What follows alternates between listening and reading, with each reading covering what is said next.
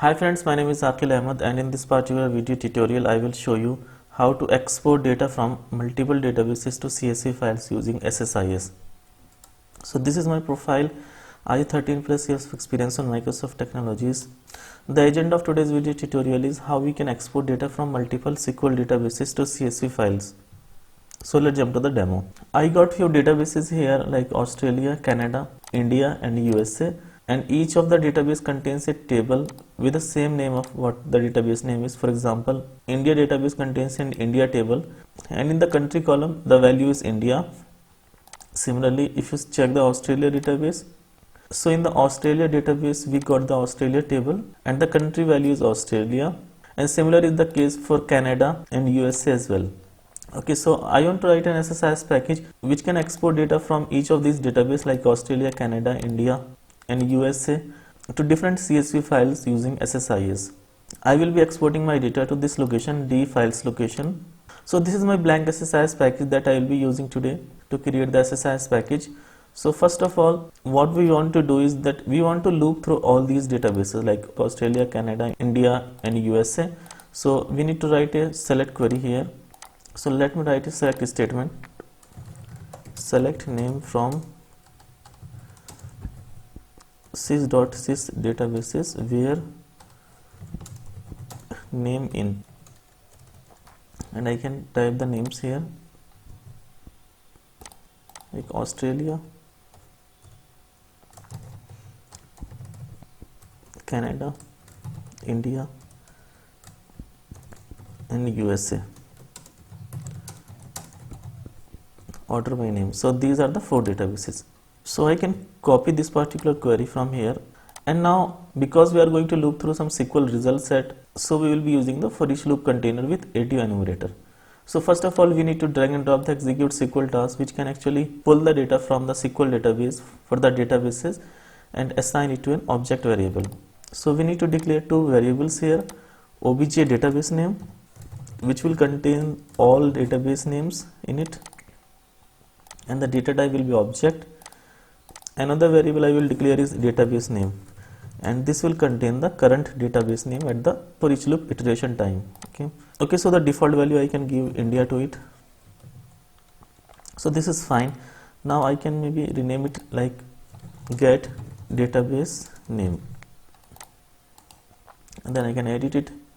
From the connection, I can make a new connection to the SQL Server to the 19 instance. I can select any database, SSIS or work. It really doesn't matter. Click OK. Now in the SQL statement, I can paste the query that I copied from the SQL Server Management Studio. I can click OK. In the result set, I will use the full result set, and in the result set, then I can assign the value to the object variable here. Click OK. Now we can use the for each loop container here, and we can connect the execute SQL task with the for each loop container, and then we can configure the for each loop container. From the collection, we can select the for each loop ADO enumerator, and from the ADO object source variable, we can select the object variable here, and in the variable mappings, we can select the database name. So what will happen that for each database iteration, the value of the current database will be assigned to the database name SSIS variable, and this SSIS variable we can further use to fetch the data from the SQL Server. So we can click OK. Now we can drag and drop the data flow task into the for each loop container, because data flow task will be used to export the data to the CSV files. We can just double click data flow task because we are going to read the data from the SQL Server, so we will be using the OLEDB source here. Now because we are going to export the data from multiple databases, so we will be using a SQL query here. So I can call the variable name as SQL query, and then the data type I can give it is a string, and then we need to write a select query. For example, if you want to select the data from Australia, then the query will look like this, something like this. I can write a star here. So this will select the data from the Australia database and Australia table. I can copy this query from here, and then in the SQL query, in the expressions, I can paste the query here. But first I need to put a double quote. I can paste the query, and then I can close the double quote as well. Now the database name is hard coded, so we need to make it dynamic. And because we have already created a database name SSIS variable which will dynamically change the value for each iteration for each database, so we will use that SSIS variable here. So we can put double quote plus double quote. and we can just drag and drop the database name SSIS variable here. I can copy this one from here and I can replace it for Australia table as well, and I can click on evaluate expression.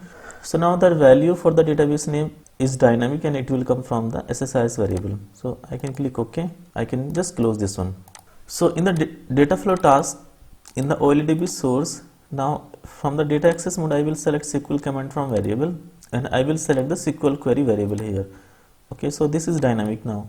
I can click on columns to make sure that all columns are selected and I can click OK. Now we want to export the data to the CSV file, so we will be using the flat file destination. We can connect OLEDB source with the flat file destination, and because we are going to export the data to this location, so we need to just create one of the empty file here. So maybe I can call it like as india.csv and I can copy this location, D files location. I can go back to the SSIS package, and in the variables I need to declare one more variable which I will call as folder path, and the data type I will change it to string.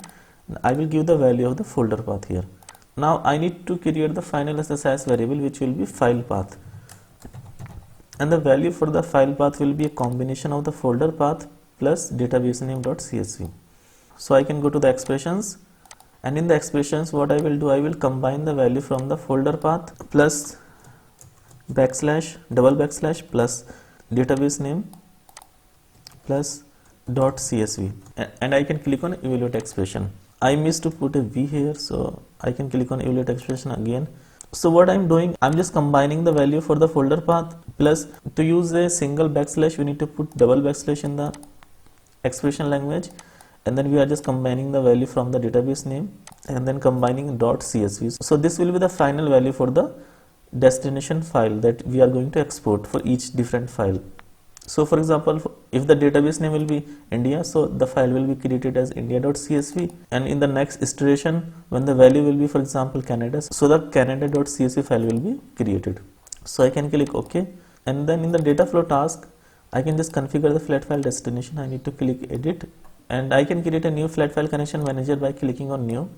From the formats I will be selecting the delimited file because I want to export the data to a delimited file, and now I can click OK. I will call the connection manager as flat file, and then I will browse the file. So from the text files I will select CSV files. I will click on India and I will click open. I want to export the header information as well in the CSV file, so I will click on this checkbox, column names in the first data row. If you want to put a text qualifier, then you can put text qualifiers are the characters which can surround the columns those you are exporting, but I noticed that it just increase the size of your file, so normally I just avoid to add the text qualifiers in the file unless they are very much required. And I can go to the columns. The default column delimiter is the comma, but I will use pipe here, and now I can click OK. I can click on mappings to make sure that all input columns have been met with the destination columns, and then I can click OK.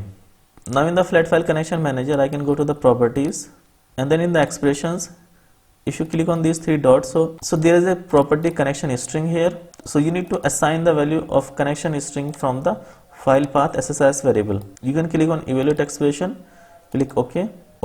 So by assigning the connection string property from the file path, it will change the value of the file path for each iteration. Okay, so our SSIS package is ready, and you can click on start button to just start exporting data from multiple databases to the CSV files. So the SSIS package got completed, and if you go to the folder, so you can see that 4 files got exported. And for example, if I open the file australia.csv, so I should have the data exported from Australia. So you can see that the country column value is Australia for all the records here. Similarly, if I open the canada.csv file, so the country is Canada for all values, and same is the case for example for India as well. So you can see that this is how you can export data from multiple databases to the different CSV files. So I think that's it for today's video. Thank you guys for watching the video, and if you like the video then please click the like button. Do subscribe to our channel, press the bell icon and click on all so that you will be notified every time I upload a new video. Thank you so much.